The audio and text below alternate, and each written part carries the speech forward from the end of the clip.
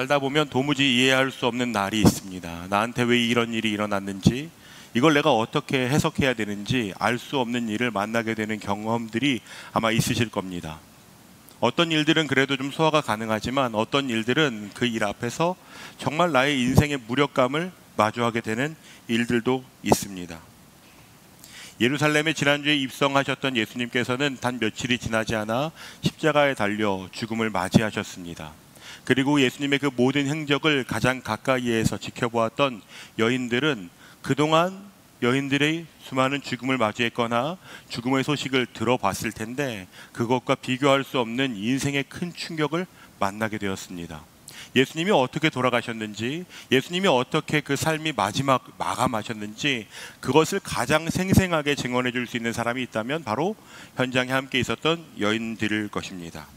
아마 이 여인들에게 이렇게 긴 안식일은 태어나서 처음이었을 겁니다. 그 밤이 얼마나 긴지 아무리 눈을 비벼보고 마음을 사보려고 해도 해결되지 않고 궁금증만 생기고, 우리 예수님 어떻게 이렇게 되셨나, 나는 그동안 어떤 삶을 살았던 것인가, 이런 수많은 질문들이 계속되는 밤을 보냈을 것입니다. 성경에서는 예수님께서 운명하시던 순간에 해가 빛을 잃었다고까지 기록하고 있습니다. 그것은 단지 성경에서만 기록하고 있지 않고 1세기의 역사가들 중에서도 그 사건을 기록하는 사람들이 몇몇이 있기도 합니다. 정말 그때 예수님이 운명하실 때는 시각적으로, 정서적으로 여러모로 엄청난 상실감과 충격을 맞이하게 되었을 것입니다. 그동안 여러분이 굳게 믿던 것들 혹시 무엇이 있으십니까? 나는 이건 확실하다고 생각하는 것, 그것이 무너졌을 때 충격을 받게 되는 것은 우리가 그래 충격을 받을 수 있지, 그런데 그것이 내가 정말 상상하지도 않았던 방식으로 내가 머릿속으로 그려봤던 것보다 비교할 수 없을 정도로, 여러분이 주일에 교회에 왔는데 성봉체프리 건물이 하나도 없고 아무런 것도 없다면 당황하게 되는 것이죠. 내가 혹시 잘못 왔나? 내가 장소를 착각했나? 내가 정신을 잃어버렸나? 그런 생각을 하게 되는 것입니다. 지금 여인들이 예수님의 그 부재를 그렇게 마주하고 있습니다. 그리고 그 긴 밤을 보낸 뒤에 오늘 성경이 말하듯이 안식 후 첫날 새벽, 그때 이 여인들이 준비한 향품을 가지고 오늘 보셨던 드라마처럼 무덤을 향해 나아갔습니다. 여인들이 어떤 마음으로 나아갔을까요? 아마 적어도 여인들의 행색이 정상은 아니었을 겁니다. 약간 반쯤 정신 나간 사람들처럼 보였을 거예요. 장례식을 한두 번 이상 가보신 분들이 계실 텐데 가끔씩은 정말 예기치 못하게 가족을 떠나보낸 장례에 참여하게 되는 경우가 있죠. 그런 장례식에 가보면 그 사람의 원래 모습은 찾아볼 수 없을 정도로 마음과 몸이 다 헝클어진 상태로 그 장례를 감당하고 있는 경우들을 볼 때가 있습니다. 지금 여인들의 행색이 아마 딱 그랬을 겁니다. 그러니까 여인들은 어떤 소망이 있어서 그 길을 가는 게 아니라 아마 그래도 예수님의 시신을 수습은 되지 않을까, 누구라도 그 일은 해야 되지 않을까, 우리가 그래도 예수님의 장례를 마지막까지 본 사람들이니까 우리라도 그거 해야 되지 않을까, 진짜 억지로 몸을 이끌고 나가는 거라고요. 제가 어제 몸이 좀 안 좋았어요. 오늘이 주일이 아니었다면 진짜 집에서 좀 쉬고 싶다 할 정도로 컨디션이 안 좋은 거예요. 그런데도 주일이니까 벌떡 일어나서 온다고요. 그런 거랑 비교할 수 없는 정도로 오늘은 쉴 수 있는 날이 아닌 거예요. 이 여인들이 지금 그렇게 헝클어진 마음과 헝클어진 몸과 간신히 부여잡아서 향품을 들고 무덤을 향해 가고 있습니다. 마가는 마가복음 16장에서 이렇게 기록하고 있습니다. 16장 3절을 보면 이렇게 기록되어 있습니다. 서로 말하되 누가 우리를 위하여 무덤 문에서 돌을 굴려 주리요. 여인들은 지금 막상 무덤에 가도 어쩌면 우리가 아무것도 할 수 없을 거야 라고 생각하고 있습니다. 무덤에 문이 닫혀 있다면 이 여인들이 그걸 어떻게 하겠어요? 누구에게 이거 도움을 요청해야 되나? 그런데도 불구하고 지금 여인들이 갈 수 있는 곳이 아무것도 없습니다. 가만히 있는다고 해서 어떤 소망이 생기는 것도 아니고 지금 여인들이 할 수 있는 단 하나의 선택은 그 무덤을 향해 나아가는 것이었습니다. 주목해 볼 것은 이 여인들이 마음이 다 정돈되거나 그래 무덤을 가면 소망이 있을 거야 이런 상태로 무덤을 향해 나아가는 것이 아니었다는 겁니다. 그 절망 한가운데 이 절망이 언제 끝날지도 모르고 이 절망을 내가 어떻게 해석해야 될지도 알지 못하는 상황 속에서 이 여인들이 무덤을 향해 나아가고 있는 것입니다. 그리고 이 어두운 새벽을 뚫고 마침내 도착한 무덤의 모습은 이 여인들이 상상하지 않았던 모습이었습니다. 여러분 3층 입구에 들어오실 때 보셨습니까? 그런 것과 같이 무덤의 문이 열려 있는 것입니다. 어떻게 이런 일이 일어났나? 아마 이미 너무 안 좋은 일들을 겪었기 때문에 끔찍한 상상을 바로 먼저 하게 되었을 거예요. 예를 들면 누가 예수님의 시신을 훔쳐갔나? 누가 예수님의 시신마저도 훼손하려고 끔찍한 짓을 한 건 아닐까? 막 이런 두려운 마음이 당연히 생겼겠죠. 그러니까 여러분 머릿속으로 생각해 보십시오. 여인들이 이미 긴 밤을 보냈고 내 세계와 내가 의지하던 소망하던 예수님이라는 분의 부재를 절감하고 있는데 무덤을 향해 억지로 나아갔는데 그곳에서도 끔찍한 일을 상상하게 되는 그런 상황이 점점 몰려가고 있는 것이죠. 그런데 성경은 그때에 찬란한 옷을 입은 두 사람이 나타났다고 이야기합니다. 천사들이 여인에게 이렇게 말했습니다. 어찌하여 살아있는 자를 죽은 자 가운데서 찾느냐.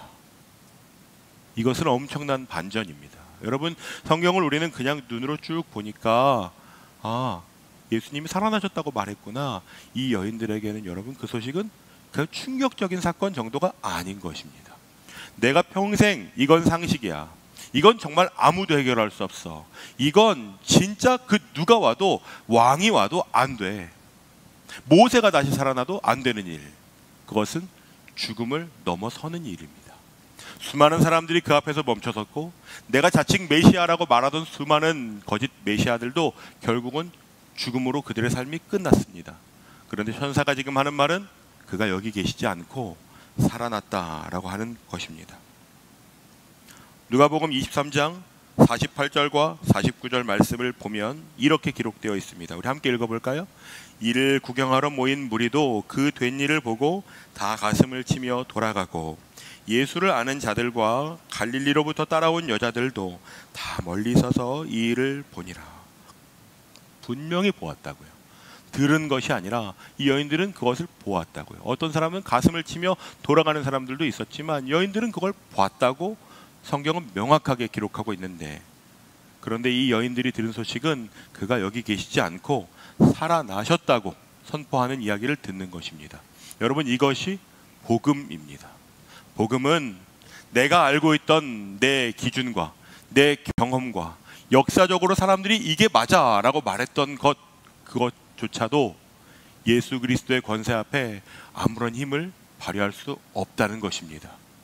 여러분이 겪고 있는 어떤 상황도, 내가 지금 마주하고 있는 나의 연약함의 어떤 영역들도 누군가에게 이건 보여주기가 좀 두렵고 이건 아무도 몰랐으면 좋겠어, 이건 내가 지금까지 한두 번 도전한 일이 아니야, 절대로 해결 안 되는 일, 그 일들마저도 예수께서 부활하신 것과 함께 달라질 수 있다라고 말하는 것입니다.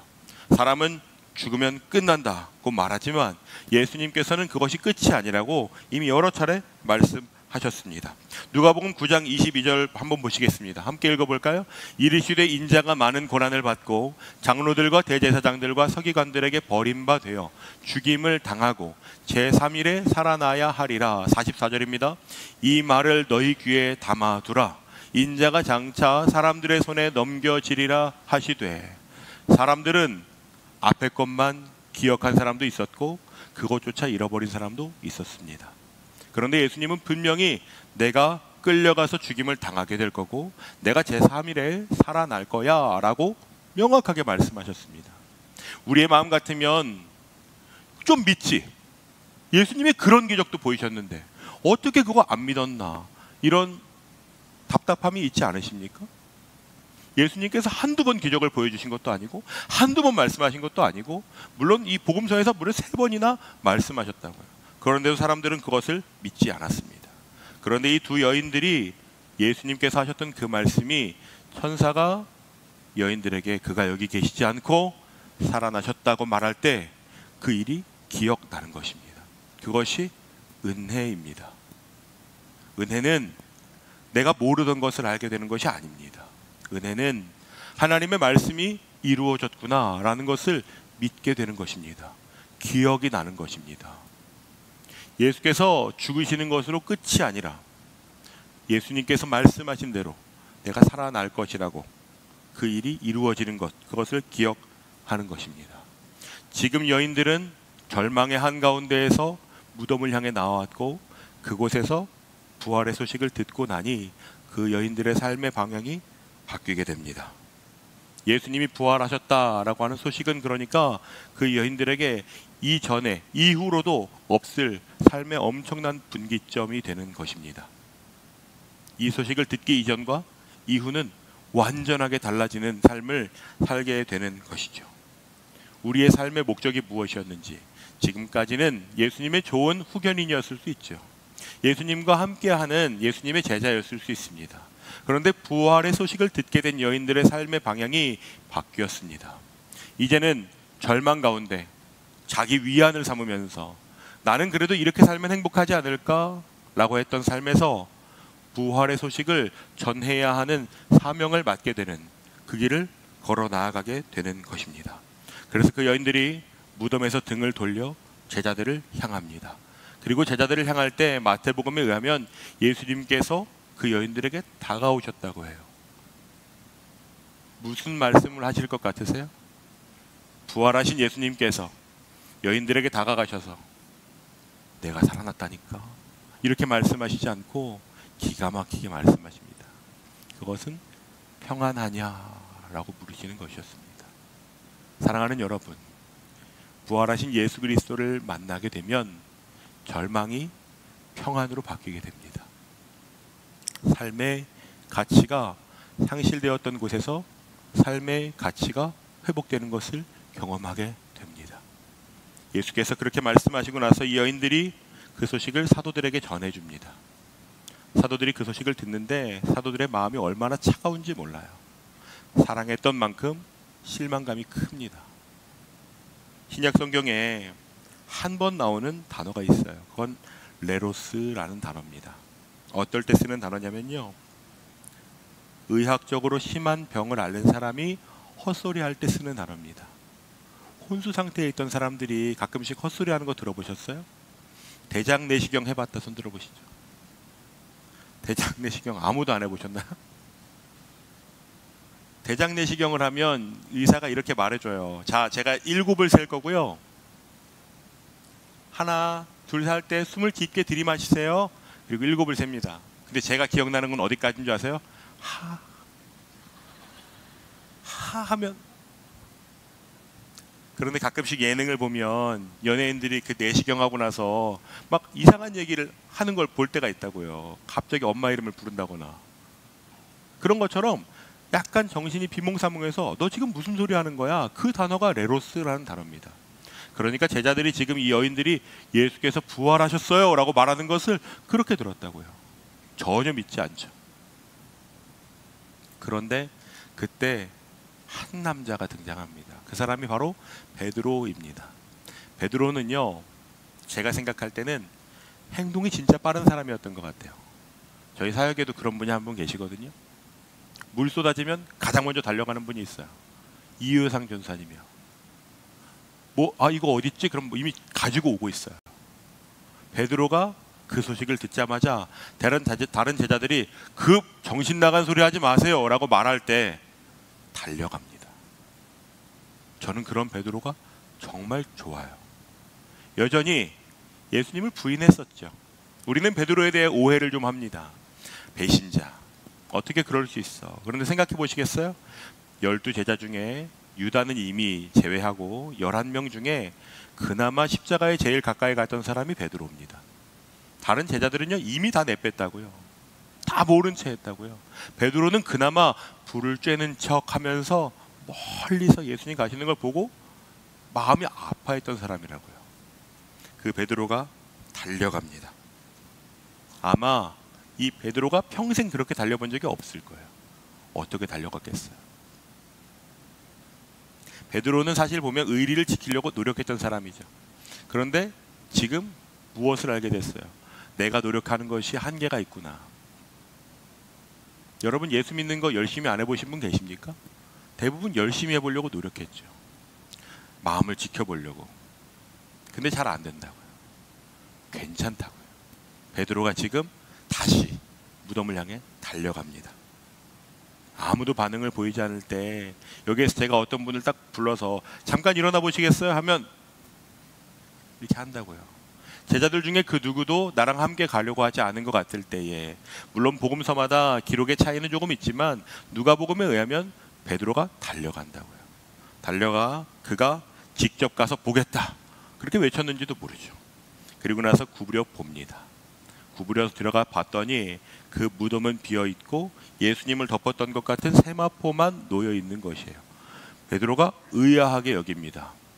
유대인으로서 그래도 저 시체를 건드리는 것은 불경스러운 일인데 누가 저런 일을 했나, 혹은 진짜 이게 무슨 일이지? 그러니까 들여다봐도 여전히 부활의 소망이 막 생긴다거나 그런 건 아니에요. 제가 이번 한 주간을 보내면서 가장 씨름한 영역이 있다면 이 부활주일 설교를 해야 되는데 부활의 소망이 제게 별로 없는 것 같다는 거예요. 여러분 어떠세요? 저희는 사순절을 보냈고 고난주간을 보냈고 지난주엔 종려주일 예배를 드렸죠. 그리고 한 주 동안 살아가시면서 그 부활하신 예수님에 대한 소망이 막 충전되시는 것 같으셨어요? 그러십니까? 저는 그렇지 않은 것 같은 거예요.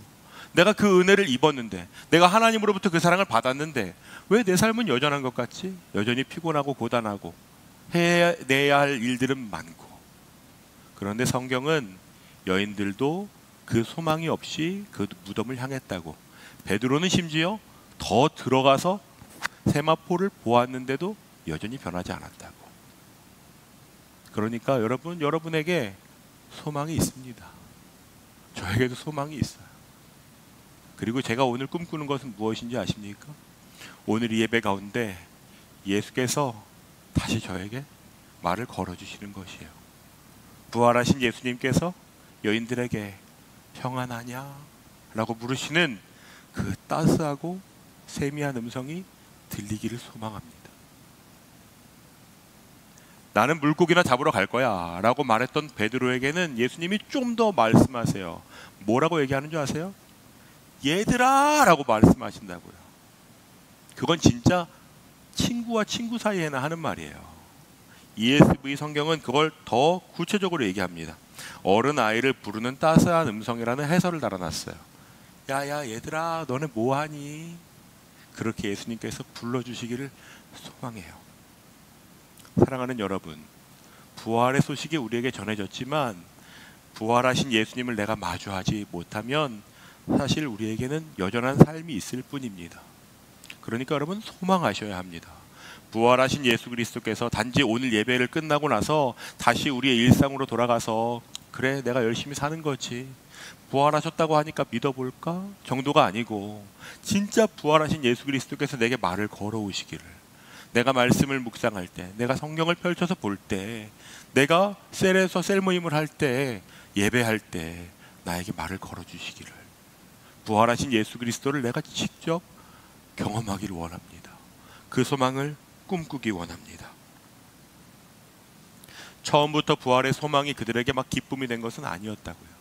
하지만 그들이 부활하신 예수 그리스도를 마주하게 되자 그들의 삶의 방향과 그들의 삶의 가치관이 바뀌는 것을 경험하게 되는 것입니다. 그렇다면 여러분은 어떻게 살아가고 계십니까? 혹시 나도 옛날엔 그런 적이 있어, 그렇게 살아가고 계시는 분들 계세요? 십자가를 지시는 예수님과 나도 함께 걸었던 적이 있지, 나도 언젠가는 부활주일이 나한테 기대가 되었던 적이 있지. 더 옛날로 돌아가면, 저는 진짜 옛날 사람은 아닌데 매직으로 십자가를 그려서 그 안에가 파랗게 된 계란을 먹었던 기억도 있어요. 여러분은 요즘 분들이라서 잘 모르시죠? 예수 부활이라는 글씨가 써있는 그 계란을 먹는 기분 아세요? 약간 건강에 안 좋을 것 같은. 그런데 그때는요 부활주일이 되게 기대됐어요. 설레었다고요. 여러분 혹시 그렇게 과거에 나도 그랬었어, 이제는 어쩔 수 없지, 내 인생은 내가 간수해야지. 그렇게 살아가시는 분들 안 계십니까? 성경은 우리에게 예수께서 여기 계시지 않고 살아나셨다라고 선포합니다. 설명하려고 하거나 그것을 우리한테 이해시키려고 하지 않아요. 여러분, 당시의 문화로는요, 믿음직한 이야기를 하고 싶으면 성인 남자한테 이야기합니다. 그런데 예수의 부활의 소식을 들은 사람들이 누구였다고요? 여인들이었다고요. 그러니까 예수님께서 그것을 알게 하시는 방법은 기묘해요. 우리가 생각하는 것처럼 그런데 예수님께서 분명히 부활하셨다고 성경은 그것을 증언합니다. 부활하신 예수께서 말씀하신 대로 친히 나타나십니다. 제자들에게 그 소식이 들리고 제자들에게 나타나세요. 그 후에 바울의 증언에 의하면 500여 성도들에게 예수께서 나타나십니다. 그리고 그 모든 사람들은 그들의 삶이 다할 때까지 예수께서 부활하셨다는 소식을 전하기 위해 목숨을 걸어 달려갑니다. 혹시 우리 예배에 참여하신 분들 중에 누가복음 23장까지만 살고 계시는 분들은 안 계십니까? 예수님이 나를 위해 고난 당하셨지, 예수님이 죽으셨지, 고생하셨네, 안타깝다. 여러분, 왜 고난주간은 깊이 묵상하시면서 부활주일은, 우리가 매주마다 반복하는 이 주일, 주의 날은 기쁨으로 묵상하지 않으십니까? 예수께서 나를 위해서 정말 부활하셨다는 소식이 누가복음 24장에 가득하다고요. 성경 외에도 수많은 사람들이 예수의 부활을 증언하느라 자신들의 삶을 다했습니다. 오늘 부활하신 예수께서 여러분의 삶에 찾아오셨습니다. 여러분의 마음을 열어 그 예수 그리스도의 부활을 기쁨으로 받아들이십시오. 그것을 끌어안으십시오. 내 삶에 찾아와 주십시오. 제가 주님의 부활하심을 믿습니다. 예수께서 부활하신 것과 같이 나도 마침내 부활하여 하나님의 나라에서 주와 얼굴을 맞대고 영원히 살아갈 것을 제가 믿습니다. 이런 고백으로 살아내시는 분들이 우리 모든 예배자들이 되시기를 바랍니다. 혹시 우리 중에 여전히 내 삶에 아무런 소망이 없어요, 내 삶에 어떤 변화가 느껴지지 않습니다 하시는 분들은 여러분, 성경을 믿으십시오. 제 이야기가 아니라 성경에 무엇이라고 기록하고 있는지를 여러분 기억하십시오. 의심이 들 때마다 누가복음 24장을 펼치십시오. 어떻게 증언하고 있는지. 데살로니가 전후서를 한번 읽어보십시오. 예수께서 어떻게 부활하셨나, 예수께서 어떻게 다시 오신다고 말씀하셨나. 의심이 들 때 여러분, 다른 책 보느라 다른 사람한테 묻지 마시고 성경을 좀 읽어보십시오. 예수께서 어떻게 부활하셔서 어떻게 역사하셨는지, 그 부활의 소식을 들은 사람들은 어떤 삶을 살아가게 되었는지를 여러분 보십시오. 그리고 여러분도 그렇게 살아가 보십시오. 여러분이 할 수 있는 어떤 방법이라도 있으니까 여러분, 그 부활하신 예수 그리스도를 표현해 보시지 않겠습니까? 유진 피터슨 목사님은 이렇게 얘기했습니다. 바울은 그리스도로 옷 입으라고 가르쳤습니다. 그러니까 여러분 중에 예수의 부활을 내가 어떻게 나타내야 하나 싶으시면 옷을 사십시오. 부활주일 기념으로 옷이라도 한벌 사보시라고요. 부활주일 기념으로 내가 할 수 있는 거, 저희 공동체에서는 그래서 핸드폰 배경화면 뿌리려고 하거든요. 그런 거라도 바꿔보세요. 뭔가 내가 할 수 있는 거. 인스타그램 AR 승인 받느라고 꽤 오래 걸렸다고요. 인스타그램 AR에 예수님의 부활을 나타내는 걸 저희가 한번 담아봤어요. 한번 해보시라고요. 내가 할 수 있는 다른 방법이 있다면 월요일에 기가 막힌 옷 입고 회사를 한번 가보시라고요. 너 옷 왜 이렇게 입고 왔어? 있어. 예수님이 부활하셨거든. 뭐 이런 얘기는 못하겠지만 있어. 저녁에 뭐 소개팅해? 있어. 줄을. 여러분, 어떻게 표현하시겠어요? 제가 기대하는 것은 엄청난 한 걸음이 아니어도 괜찮습니다. 하지만 여러분이 예수 그리스도께서 부활하셨다는 것을 여러분의 삶에 한번 드러내 보시죠. 한번 나타내 보시죠. 예수께서 나에게 말을 걸어오실 겁니다. 예수께서 내 앞을 지나가실 겁니다. 그리고 이렇게 부르실 거예요. 얘들아, 평안하냐? 그 음성이 여러분이 그동안 마주해 본 적 없는 영원한 평안을 여러분에게 허락하실 것입니다. 그 평안 앞에 여러분의 삶을 내어드려 보십시오. 그러면 예수의 부활이 나의 소망이 될 것입니다. 베드로 사도는 이렇게 이야기했습니다. 우리 주 예수 그리스도의 아버지 하나님을 찬송하리로다. 그의 많으신 긍휼대로 예수 그리스도를 죽은 자 가운데서 부활하게 하심으로 말미암아 우리를 거듭나게 하사 산 소망이 있게 하시며 썩지 않고 더럽지 않고 쇠하지 아니하는 유업을 있게 하시나니 곧 너희를 위하여 하늘에 간직하신 것이라. 아멘. 도망치던 베드로, 물에 빠져 허우적대던 베드로, 그 베드로도 바뀔 수 있다면 저와 여러분도 바뀔 수 있습니다. 그 놀라운 고백이 우리의 소망이 되기를 소망합니다. 이 시간 함께 짧게 기도하고 우리 나아가면 좋겠습니다.